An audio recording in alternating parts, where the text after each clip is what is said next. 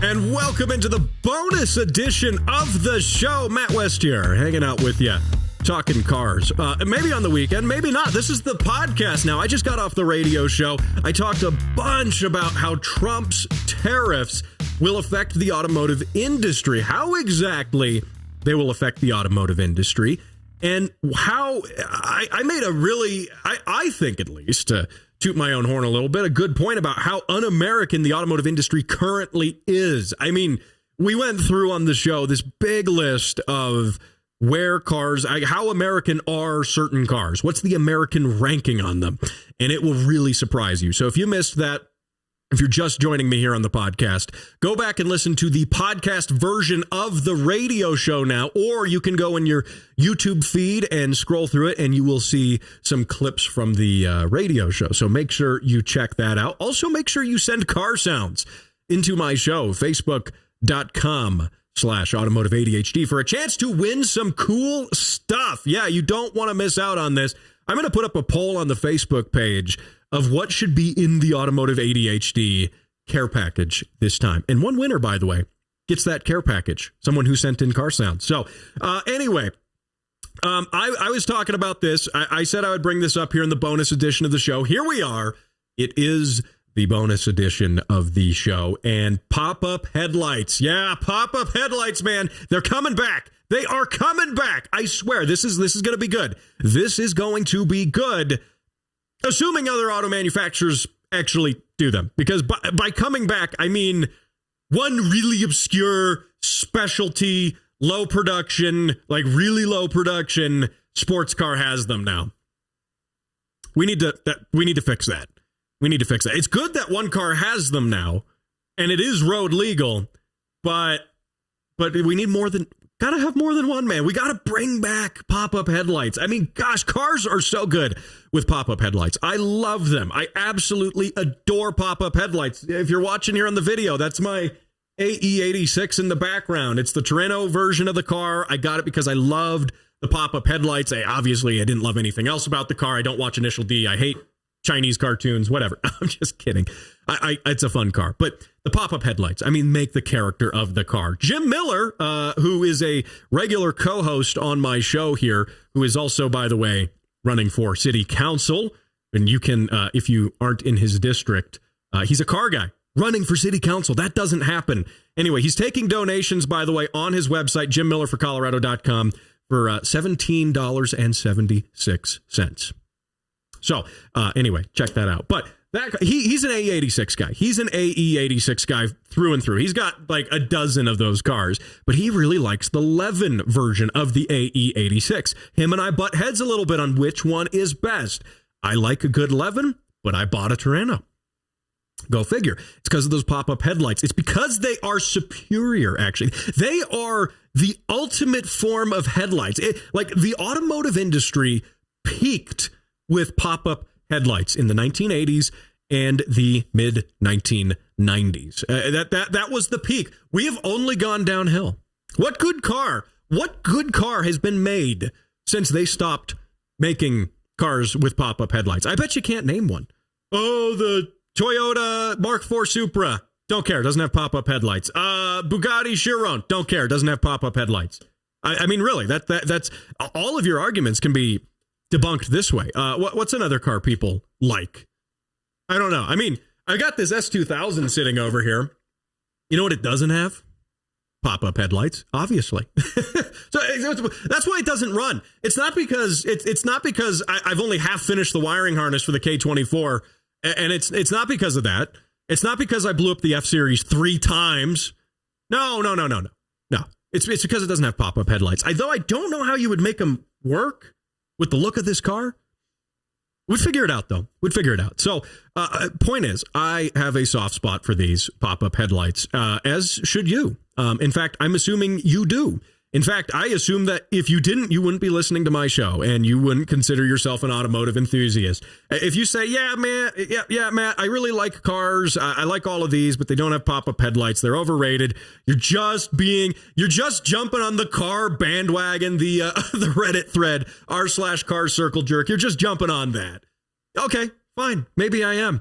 You're missing out, though. You are missing out on it's like, it's like you were born without a certain like organ, for example, that like everyone else had. We all like pop-up headlights, but you were born without that organ, and we like you too. It's fine. It's fine. It's just you're missing. It's like one of your lungs. You're missing your lung, and maybe there's a little less oxygen going to your brain because you're missing that lung, and that's why you might say, yeah, but I actually like cars that don't have pop-up headlights. You're just a fraud. You're a fraud completely. Now, the car that's coming back here, well, coming back, it's a new car, but it has pop-up headlights. It's got a mid-engine V6, 400 horsepower, and this is cool.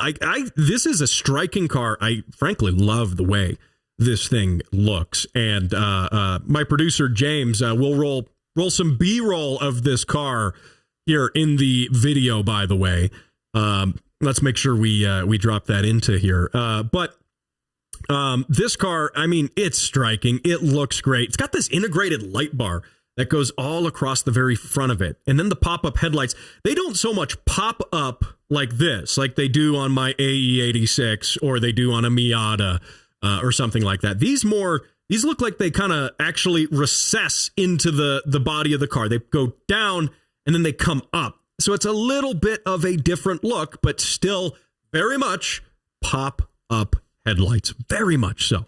And this car is called the Bertone, whatever that means. Maybe that means it has pop-up headlights. Maybe that's like pop-up headlights in French or something. GB110 design Bertone. And this, sure, to what it is, very much looks like a car that is built by a design firm rather than like an engineering firm. And that's okay, because this thing is gorgeous. Now, they've got a speedster version of this with or more of a roadster version with like a chopped windshield frame. It only comes up a little bit. You want to wear some goggles or something when you drive this thing. And sure, that looks good. But the full windshield version actually just has some better lines, in my opinion. I mean, if we jump into the photos here, hat tip Motor Trend, by the way. Yes, I realize I'm using Motor Trend for this, even though on the show I said that I was going to cancel Motor Trend altogether because they said the Dodge Charger Daytona EV was a muscle car. And yes, I still, they're canceled 100%. But they did have this article, so I mean, I'm using pictures from this, obviously. So don't call me a hypocrite. Don't call me that. I'm just waiting for that Dodge Charger EV. I'm waiting for the masses to come up and riot against the Dodge Charger fake muscle car. And it was the whole reason for canceling Motor Trend, by the way, was because they said it actually was a muscle car, and they're just wrong. They're wrong. I defined a muscle car on this show. I mean, I am the authority in this realm here, even though I don't own a single V8. Don't worry about that. I defined what exactly it is. You can listen to that on the podcast of the show, of the radio show. But anyway, this car, I mean, okay, again, mid-engined V6. It's going to arrive in mid-2026. Again, it's going to have more than 400 horsepower, they say. With a V6 mid-engine, more than 400 horsepower, that's likely going to have some forced induction, which is fine. I love the two-tone on this thing, too. Oh, man. The two-tone on that works. That works. Why? Because this car kind of looks retro. It kind of looks like something to come out of the late 1970s to the early 1980s. It is going for that look, but man, it's hitting that look, and it's hitting it in just the right way. And, of course, that look comes with this lovely two-tone. I'm no stranger to two-tone cars. In fact, I like them quite a bit. Running over at that one. But yeah, okay. So why did we actually lose pop-up headlights? Why did that actually happen? And that's an easy one. Regulations. Actually, Europe killed it. It's all Europe's fault. And we should probably just take all of Europe and take like a big knife, like an intergalactic, space knife, and just take it and like pop that portion of the world off. Just get rid of that. If you live there, leave before that happens. But if you live there and listen to my show, leave before that happens. If you don't listen to my show, you won't know to leave before the intergalactic space knife comes in to remove Europe from the planet. But obviously, if you listen to my show, you would know to get out early. And I'm doing a public service here. But Europe is really the reason that pop-up headlights went away. Now, they started, and this comes by way of hotcars.com. They did a nice write-up on this if you want to see more of the details and some of the additional history here as well. But pop-up headlights go back to the 1930s. 1936 in particular, by the way. And it was on a car called the Cord 810. And it was revealed at the 1935 New York Auto Show. And immediately the popularity of this car just went through the roof. Over 1,000 people requested this car immediately right there at the auto show. Signed up for it. Yeah, sign me up for it. I'll buy one right now. I'll put a reservation in.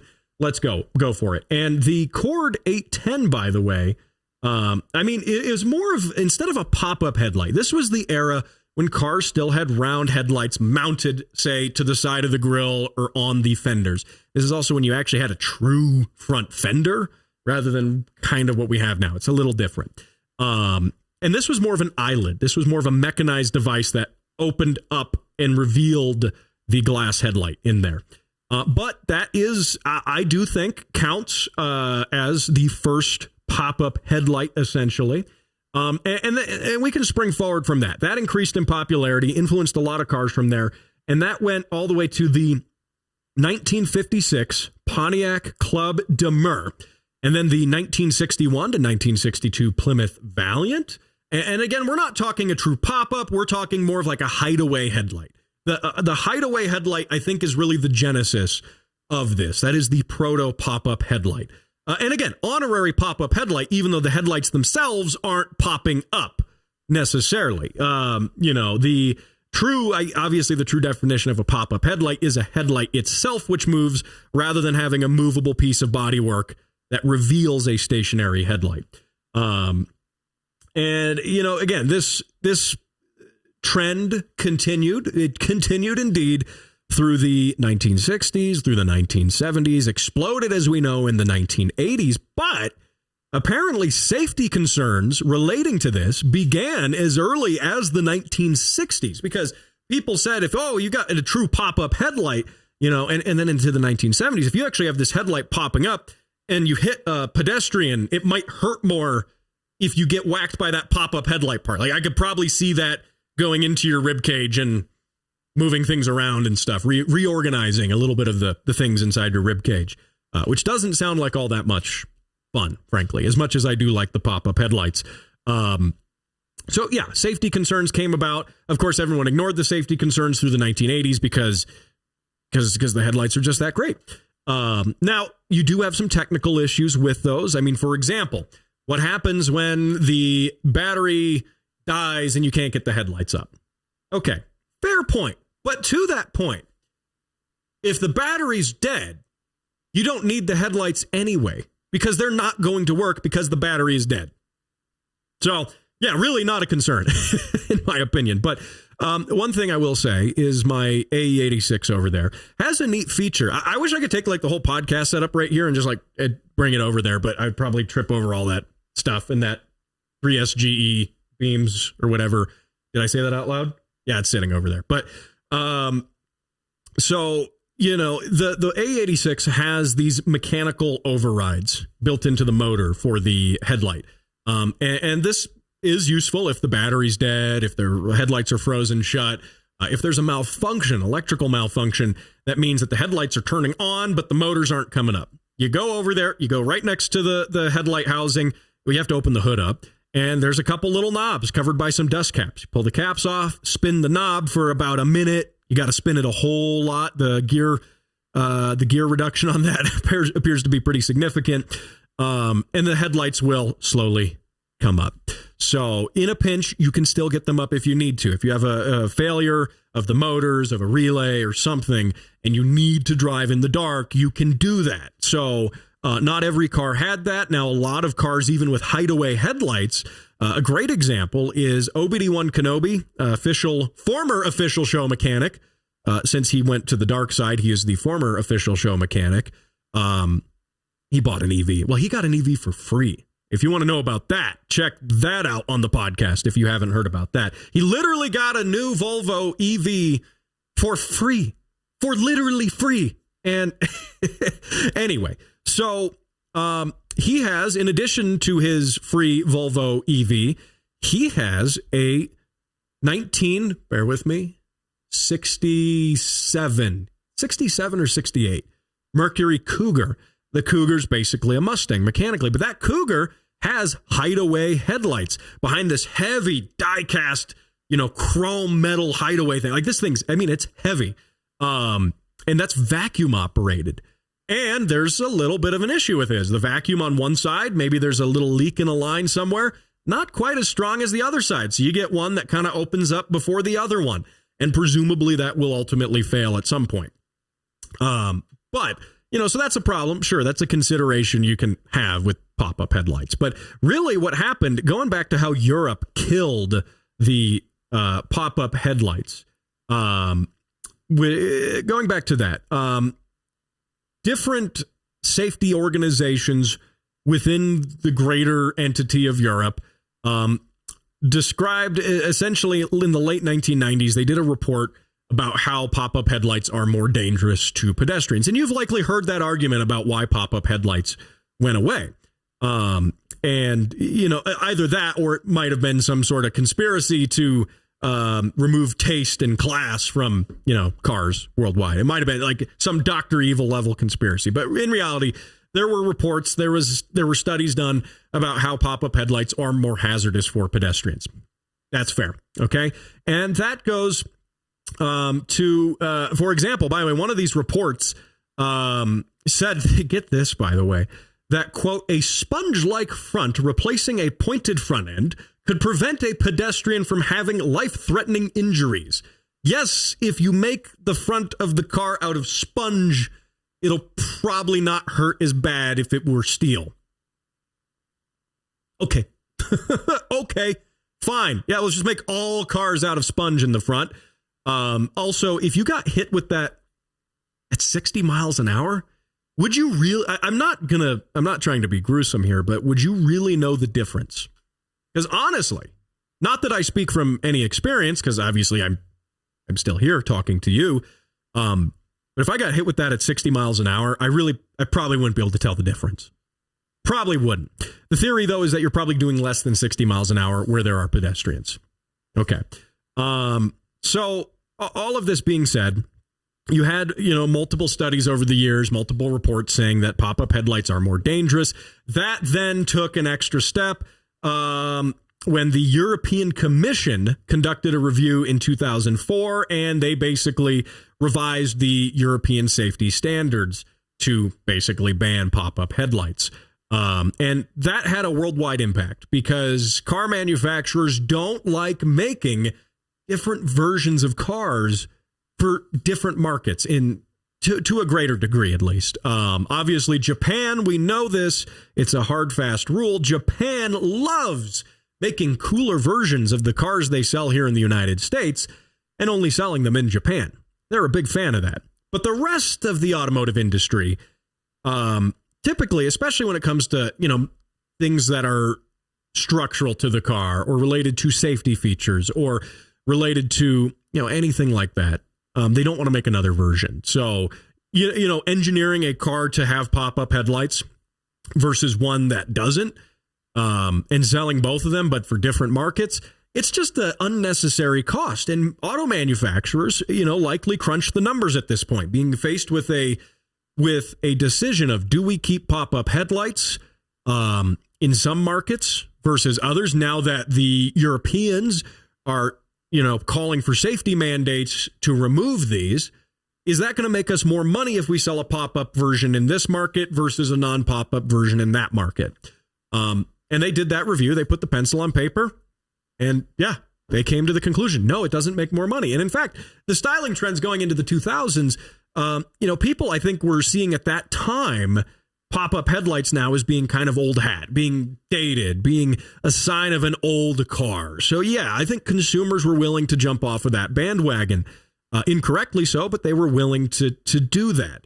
And I think that's a crime. I think that is. I think perhaps the European safety boards and the commissions and stuff, they should all be arrested, frankly.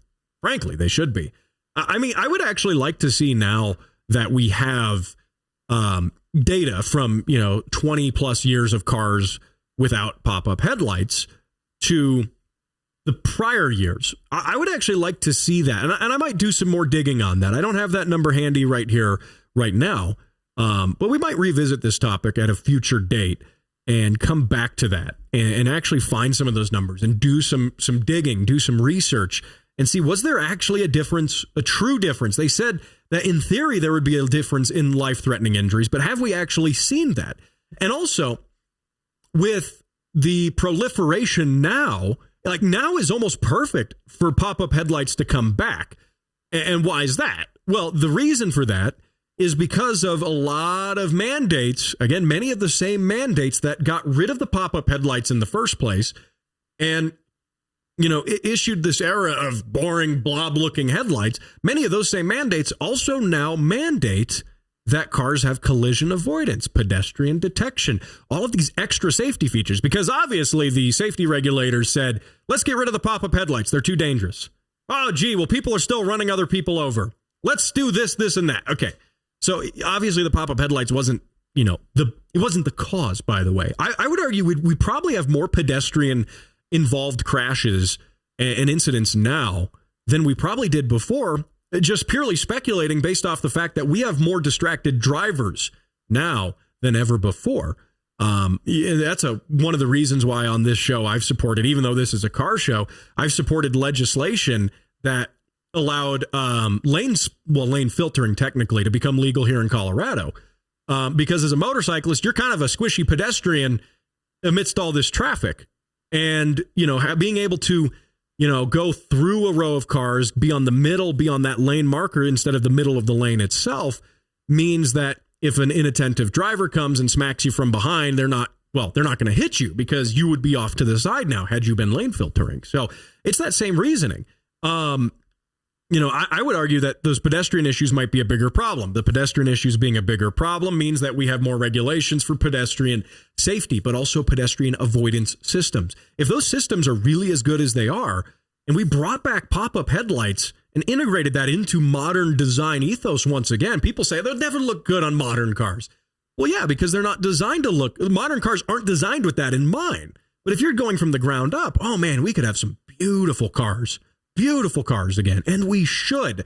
And if those pedestrian safety systems are good enough, truly good enough, if we're really being mandated to have them in everything, then we should bring back that should be a trade. We should tell all the European safety commissions and also the US, NHTSA and all these people, we should say, tell you what, we will let more pedestrian focused autonomous safety systems, even though I don't like autonomous safety systems, we will let them into the cars only if we get the pop-ups back.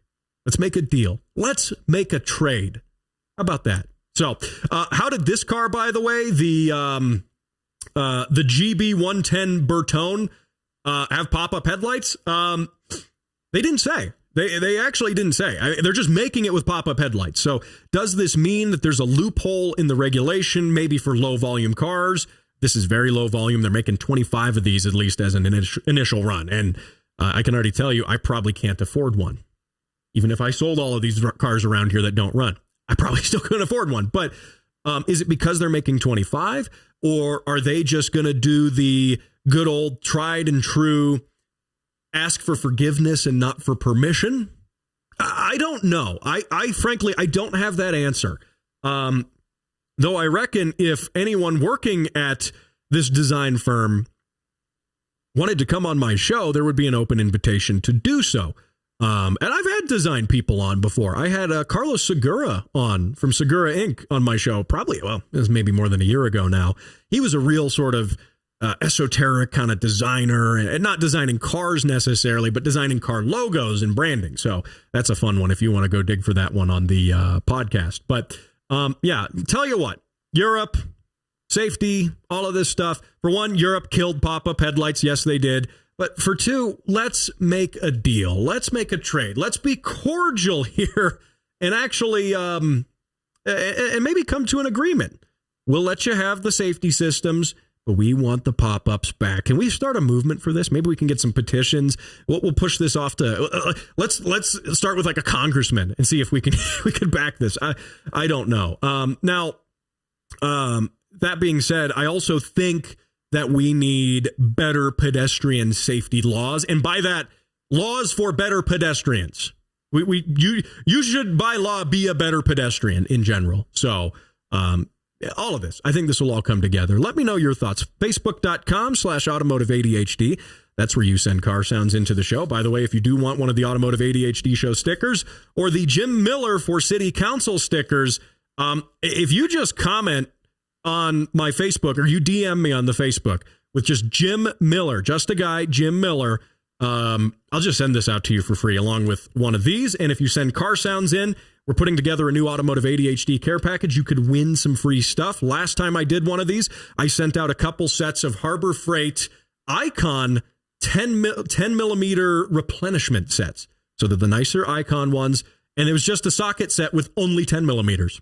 And people loved it, frankly. So, yeah, we're going to figure out something else to put in there. Probably have a poll up on the Facebook page. It might be there now by the time you're seeing this on video. So, hey, thanks for watching. Thanks for listening. Remember to catch the radio show as well. That is Saturday mornings at 9 a.m. on AM 1460 and FM 101.1 The Answer right here in Southern Colorado. If you're not here in Colorado, stay right here on the podcast. Go back through, listen to shows that you might have missed, and make sure to subscribe to the show on Spotify. Give it a rating, 6 stars on Spotify. Blow it up there.